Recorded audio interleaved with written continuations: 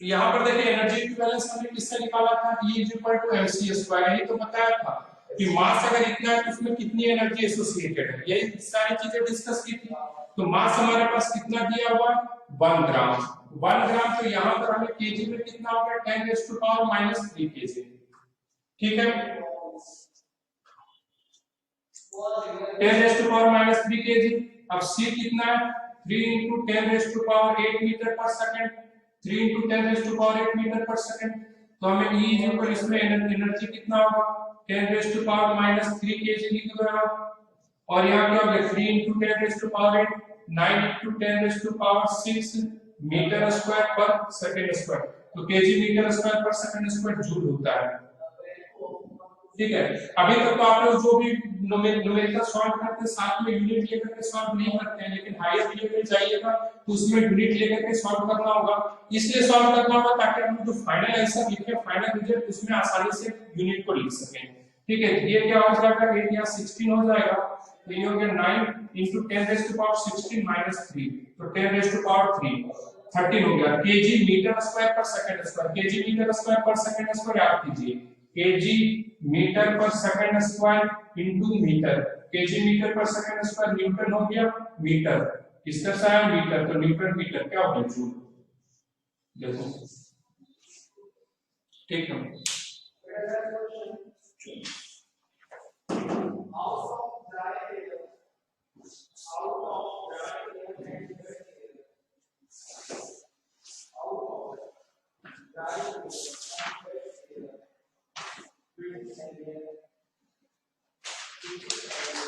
अब देखो, अब जो पार्ट है थोड़ा सा इसमें आइसोटोप्स, आइसोबार ये सब रखना पड़ेगा फाइनली। लिखे nuclear groups.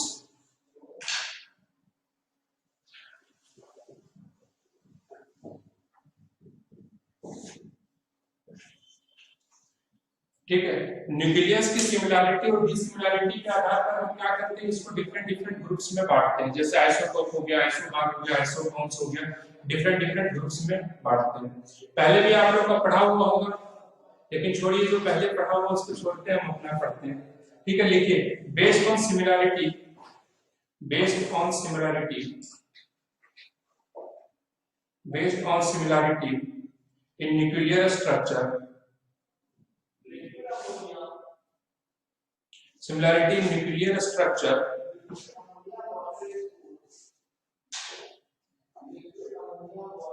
nuclear structure, different elements are divided,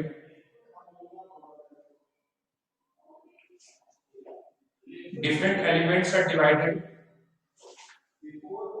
in some groups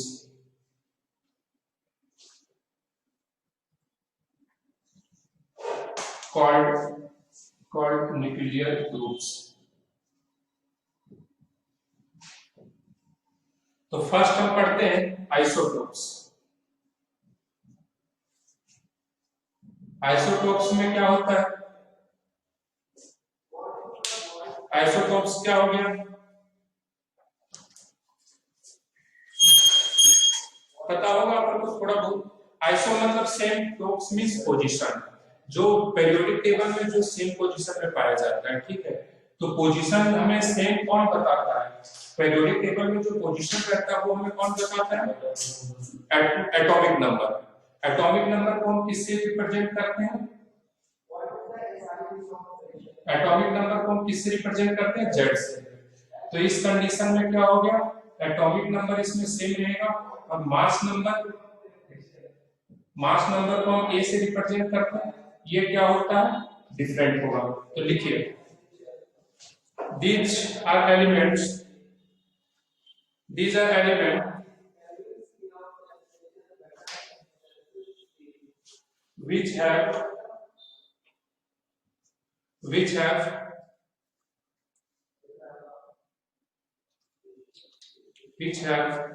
same Z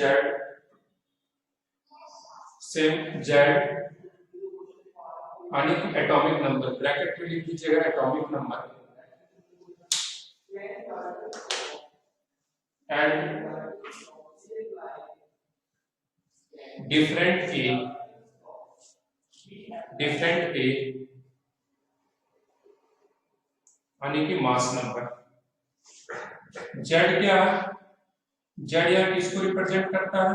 number of protons और नंबर ऑफ इलेक्ट्रॉन्स। क्योंकि नॉर्मली कोई भी एलिमेंट रहता है क्या होता है? न्यूट्रल रहता है। जितने नंबर ऑफ प्रोटॉन्स रहते हैं उतने ही नंबर ऑफ क्या रहते हैं? इलेक्ट्रॉन्स रहते हैं। ठीक है। और ए किसे रिप्रेजेंट करता है? Number of neutrons, number of nucleons. ठीक है, नंबर ऑफ न्यूक्लियॉन्स यानी जेड और एन यानी कि number of protons plus number of neutrons. ये क्या रिप्रेजेंट करता है? Number of nucleons. फिर से बता देता हूं, न्यूक्लियस जो न्यूक्लियस में पाया जाता है, और न्यूक्लियस में कौन कौन पाया जाता है? Z plus N. जेड क्या हो गया? नंबर ऑफ प्रोटॉन्स, ऊपर भी लिखा हुआ है प्रोटॉन्स। ये क्या होता है इस केस में? सेम होता है। और एन किसे रिप्रेजेंट करता है? Number of neutrons. तो इसमें हम कह सकते हैं कि नंबर ऑफ न्यूट्रॉन्स इसमें क्या रहता है? डिफरेंट रहता है। ठीक है। एग्जांपल में हो गया 6C10 6C11 6C11। एग्जांपल हो गया 6C10 6C11 6C12 6C14। ठीक है, ये कुछ इसके एग्जांपल्स हो गए। अभी और भी एग्जांपल बता देता हूँ हाइड्रोजन इशू को। ठीक है, ठीक है। इसमें क्या है? देखो जेड, नॉर्मली हम कैसे एलिमेंट को रिप्रेजेंट करते हैं? X Z A. ठीक है, तो यहाँ पर देखो इन सब में जेड कितना है? ये पूरे के पूरे में जेड क्या है? 6 है। लेकिन इसमें क्या, हर किसी में अलग अलग प्रोटॉन, प्रोटॉन आने की प्रोटॉन तो सब में सेम हो गया, लेकिन नंबर ऑफ न्यूट्रॉन सब में अलग अलग। इसमें 4 है, 5 है, 6 है, 8 है। ठीक है, यहां तक लिखिए।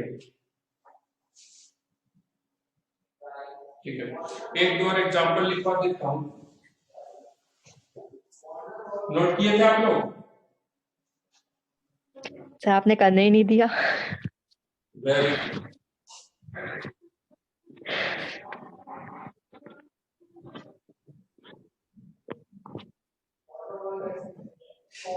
आइसोटोप्स हो गया।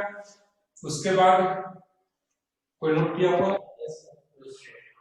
सही यहाँ से लिखना है Z equal to number of protons plus number of electrons.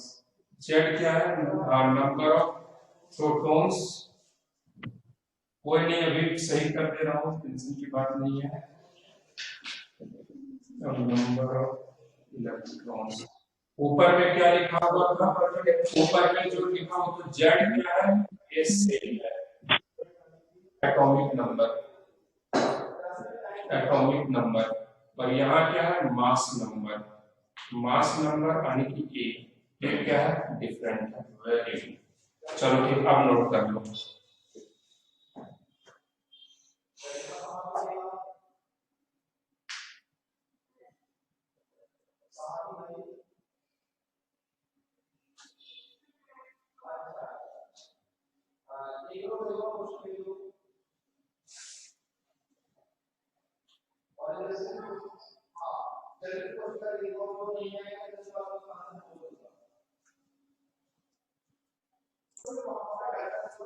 ठीक है, हाइड्रोजन क्या हो गया? इसे कैसे रिप्रेजेंट करते हैं? 1H1। ये क्या? ड्यूटेरियम क्या हो गया? 1H2। और ट्रिटियम क्या हो गया? 1H3। ठीक है, अब देखिए इसमें सब में क्या है? एटॉमिक नंबर क्या है? सेम है। मास नंबर क्या डिफरेंट? मास नंबर से हमें कोई लेना देना नहीं, मास नंबर तो डिफरेंट ही रहना। तो अब देखते हैं सबका एटॉमिक मास, सबका एटॉमिक मास ये एटॉमिक मास देखते तीनों का क्या क्या होता है। ठीक है, तो इसका होता है, इसको रटना नहीं, बस मैं एक एग्जांपल के लिए दे रहा हूँ। ठीक है, आपको बस इतना पता होना चाहिए। बाकी अगर क्वेश्चन में भी पूछ दिया तो वो एटॉमिक मास में आपको गिवन मिलेगा। ठीक है, ये हो गया 1.00785 U। ये होगा 2.01410 U। और ये हो गया 3.0160 एटॉमिक मास यूनिट U। ठीक है, ये जो होता है ट्रिटियम जो होता है वो आर्टिफिशियल होता है, ये नेचुरल नहीं होता है। ठीक है, इसको ध्यान में रखिएगा। ये दोनों जो होते हैं वो क्या होते हैं, नेचुरल होते हैं, ठीक है। अब यहाँ पर इस रूप में हम लिखेंगे एबंडेंस कितना अमाउंट में पाया जाता है, नेचुरली अकरेंस कितना है, नेचुरल अकरेंस इसका कितना कितना पाया जाता है। तो 1:2 जो ये पाया जाता है 99.985%, जितना हाइड्रोजन है उसमें 99.985% वो हाइड्रोजन फॉर्म में पाया जाता है, रिमेनिंग जो है 0.015% जो है वो ड्यूटेरियम के फॉर्म में पाया जाता है, और ये आर्टिफिशियल है तो नेचुरली कुछ है ही नहीं, ठीक है। ठीक है, इसका ध्यान में रखिएगा। ये हमने क्यों बताया, ये हमने इसलिए बताया कि अगर कहीं बाय द वे ध्यान देखो, अब हमें क्या क्वेश्चन कभी कभी क्या आता है, नोट्स देख सकते हैं कि जैसे कोई हमारे पास एलिमेंट है, ये एक एलिमेंट है, ठीक है, इसके 3 आइसोटोप्स हैं, ठीक है, A1 A2 और A3, 3 आइसोटोप्स हैं, ठीक है, 3 आइसोटोप्स हैं, और इसका जो एटॉमिक मास यूनिट जो है U1 है, इसका एटॉमिक मास यूनिट U2 है, इसका एटॉमिक मास यूनिट कितना है U3 है, ठीक है। और पहले समझ लीजिए, और इसका जो एबंडेंस मतलब नेचुरल जो अकरेंस है यहाँ, इतने जो परसेंटेज है, परसेंटेज बेसिस पे जो अकरेंस है, रिलेटिव एबंडेंस इसका जो x है, इसका y है और ये z है, ठीक है, x y z इसका relative atomic mass of isotope, इसका एबंडेंस कितना है x% ये y है और z, टोटल कितना है, टोटल 100% ही होंगे। अब इसको देखो, इसका एटॉमिक मास U1 अलग है, U2 अलग है, U3 अलग है, ये x% है, इसका y% है, z% है। तो अब आप इस एलिमेंट का जब आपको पूछा जाएगा कि इसका एटॉमिक मास यूनिट है तो आप कितना लिखेंगे, इस एलिमेंट का एटॉमिक मास यूनिट कितना होगा, क्योंकि A1 वाले का तो U1 है, A2 वाले का U2 है, A3 वाले का U3 है, और ये नेचर में x% है, ये y% है, z% है, तीनों का परसेंटेज का जो समेशन रहेगा वो 100% होगा। जैसे कि यहाँ पर देखो दोनों का परसेंटेज का समेशन क्या 100% है, तो इसका जो हम एवरेज एटॉमिक मास यूनिट लिखेंगे, ठीक है, यहाँ पर मैं लिख देता हूँ उसके बाद एवरेज एटॉमिक मास, एवरेज इसका एटॉमिक मास जो रहेगा ऑफ द एलिमेंट वो क्या हो जाएगा, x is equal to x into U1, ठीक है, x percentage of U1 plus y into U2 plus z into U3, ठीक है, अपॉन 100, ओके, 100% की बात हो रही है, ठीक है, ये हो जाएगा। तो इस तरह का क्वेश्चंस आ सकता है, तो उसमें इस फार्मूले का यूज करेंगे। चलिए नोट कीजिए, इसको भी नोट कर लीजिए, इसको भी नोट कर लीजिए।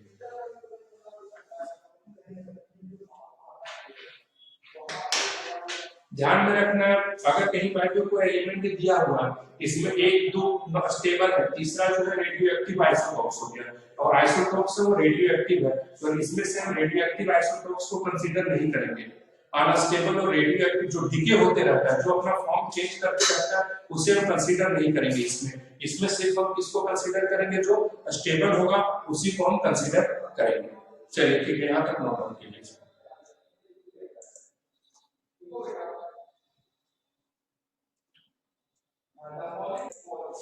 3 stable isotopes of magnesium are 12 Mg24, 12 Mg25, 12 Mg25 और 12 Mg26, having natural abundance abundance A B U N D A L C, abundance मतलब कितना परसेंटेज में पाया जाता है, abundance 78.99%, 10.00% और ये 11.01% respectively।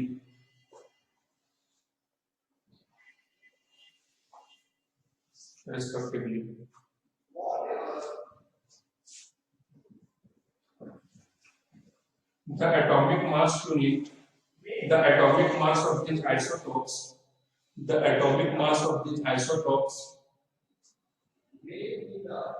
the atomic mass of these isotopes are 23.98 5042 U, 23.98 5042 U, comma 24.98 5838 U, and 25.98 2594 U, respectively.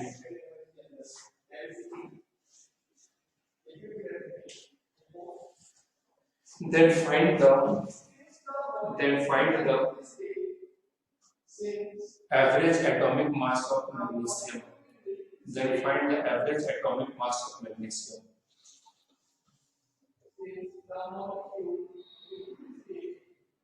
Then find the average atomic mass of magnesium.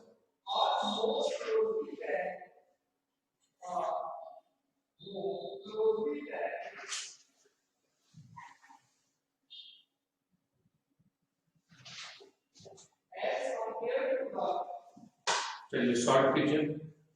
Approximation मत लगाइएगा, इसमें अप्रोक्सीमेशन का यूज ना कीजिएगा, तो उससे आंसर वेरी करेगा बहुत ज्यादा।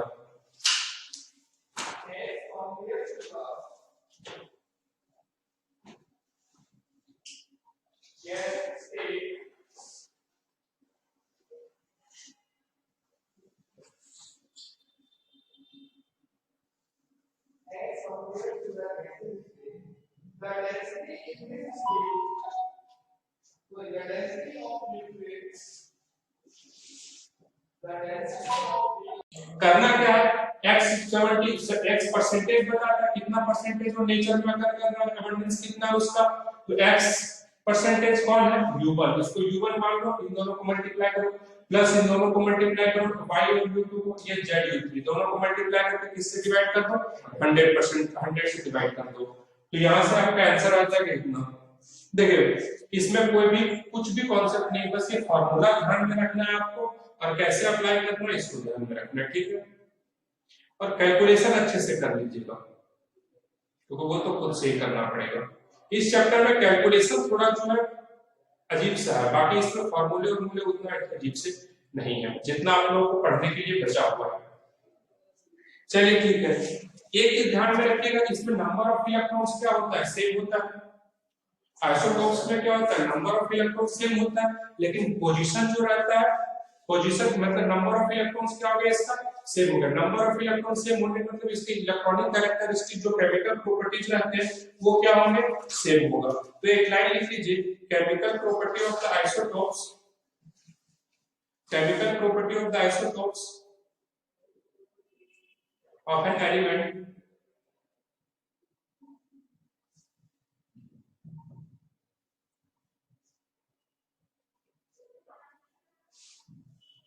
chemical property of the isotopes of an element are identical.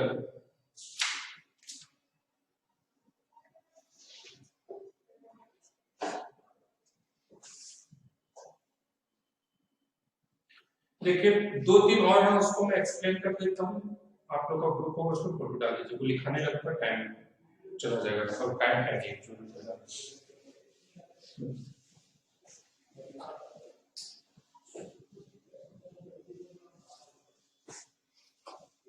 और कहीं किन्हीं के पास नहीं पहुंच पाया तो टारगेट वालों के पास लिखा हुआ होगा, उनसे भी आप लोग लिख सकते हो। देखो उसके बाद बात करते हैं आइसोबार। आइसोबार मतलब क्या होता है, इसमें क्या रहता है, सेम मास नंबर पर डिफरेंट एटॉमिक नंबर। इसमें मास नंबर क्या होता है, सेम होता है, लेकिन एटॉमिक नंबर जो होता है वो क्या होता है, डिफरेंट होता है। एटॉमिक नंबर आणि जेड नंबर ऑफ प्रोटॉन का दो या तो नंबर ऑफ इलेक्ट्रॉन का दो, वो क्या होता है, डिफरेंट। ठीक है, इसमें मास नंबर आणि जेड प्लस एन ये दोनों मिल करके क्या हो जाता है, सेम हो जाता है। ठीक है, इसे हम क्या कहते हैं, आइसोबार। इसका एग्जांपल लेना देखना चाहो 1s3 और 2he3 उसमें क्या एक ही एलिमेंट को लेकर के हम देख लेते थे, लेकिन इसमें एक एलिमेंट नहीं रहेगा, अलग अलग है। तो कुछ में देखिए कार्बन ले रहे थे, इसमें कार्बन कार्बन कार्बन आ रहा है, इसमें हाइड्रोजन हाइड्रोजन के आइसोटोप्स है, लेकिन इसमें क्या डिफरेंट डिफरेंट एलिमेंट रहेंगे। ठीक है, तो देखो यहाँ पर 1s3 हो गया और 2he3। ठीक है, इसमें क्या है, ये देखो मास नंबर दोनों का क्या है 3 सेम है, लेकिन यहाँ एटॉमिक ये जो क्या कहते हैं उसका जो एटॉमिक नंबर जो है वो क्या है डिफरेंट, नंबर ऑफ प्रोटॉन्स क्या है दोनों में डिफरेंट, तो इसे हम क्या कहते हैं आइसोबार कहते हैं। दिमाग में रहेगा, कभी आप लोग को इसका नोट्स मिल जाएगा। ठीक है, आइसोबार। उसके बाद थर्ड जो हम पढ़ते हैं आइसोटोन्स। ठीक है,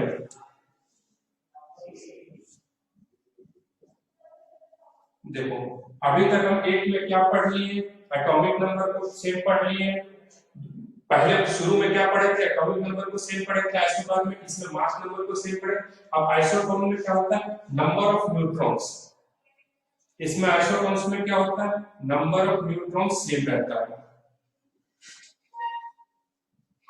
नंबर ऑफ न्यूट्रॉन्स सेम रहता है। नंबर ऑफ न्यूट्रॉन्स सेम करने का मतलब है क्या, जैसे कि atomic number is equal to क्या रहता है Z प्लस n रहता है, तो number of neutrons is equal to क्या है नंबर ऑफ न्यूट्रॉन यानी कि a माइनस z उसका क्या रहेगा वो सेम रहेगा। समझ में आ रहा है, इसमें क्या रहेगा a माइनस z वो क्या रहेगा नंबर ऑफ न्यूट्रॉन्स क्या रहेगा सेम रहेगा। जैसे कि एग्जांपल में देख लीजिए 4 बेरिलियम 9 और एक है 5b10, इसमें देखो इसमें नंबर ऑफ न्यूट्रॉन कितना है 9 माइनस 4 a माइनस z, यही है ना number of neutron a minus z, ये 9 है z क्या है 4, 5 हो गया, यहाँ 10 माइनस 5 5 है। तो इस टाइप का जो कॉम्बिनेशन रहता है उसको हम क्या कहते हैं आइसोटोन्स। इसमें क्या ये क्वेश्चन आएगा कहां पर, आपको कोई डेफिनेशन लिखने के लिए नहीं आएगा आइसोटोप्स क्या होता है आइसोबार्स क्या होता है। ठीक है, आपको दे देगा एलिमेंट दे देंगे, दो एलिमेंट आपसे पूछ लिया जाएगा कि ये क्या है आइसोटोप्स है आइसोबार है आइसोटोन है या तो फिर आइसोडाइफर्स। ठीक है, या फोर्थ लिख देते हैं आइसोडाइफर्स। ठीक है, ठीक है, देखो नॉर्मली जो आपका क्वेश्चन रहेगा वो इन्हीं तीनों में से पूछा जाएगा। ठीक है, आइसोटोप्स आइसोबार आइसोटोन्स, लेकिन चौथा जो ऑप्शन रहेगा वो आइसोडाइफर्स रहेगा। ठीक है, कि चार में से कोई एक को चूज करना है, तो आइसोडाइफर्स में क्या होता है इसमें same difference in neutrons and proton. ठीक है, सेम डिफरेंस इन न्यूट्रॉन और प्रोटॉन, यानी दो अलग अलग एलिमेंट रहेंगे, उन दोनों में जो न्यूट्रॉन और प्रोटॉन के बीच का डिफरेंस रहेगा वो क्या रहेगा सेम रहेगा। ठीक है, same difference in neutrons and proton, same difference in neutrons and protons. ठीक है, जैसे number of neutron n minus z, तो नंबर ऑफ न्यूट्रॉन्स कितना क्या होता है a minus z, number of neutrons a minus z, यहां पर लिख देंगे a माइनस z क्या हो जाएगा तो a minus 2 times of z, ये क्या हो जाएगा कांस्टेंट रहेगा, दो डिफरेंट एलिमेंट के। जैसे एग्जांपल के नाम पर थोरियम 234 और यूरेनियम 238 होते हैं। ठीक है, बस इसको एज ए नॉलेज बेसिस पर, क्योंकि फोर्थ ऑप्शन में आपका यही रहेगा। ठीक है, या तो नन ऑफ दिस, या तो ये रहेगा या तो नन ऑफ दिस। क्वेश्चन जो जनरली पूछेगा इन तीनों में से कोई एक को पूछ लेगा। ठीक है, कल आप लोगों को क्या पढ़ाऊंगा, ये इसका रेडियस पढ़ाऊंगा या फर्स्ट चैप्टर या सेकंड चैप्टर के डाउट पहले बता दीजिए।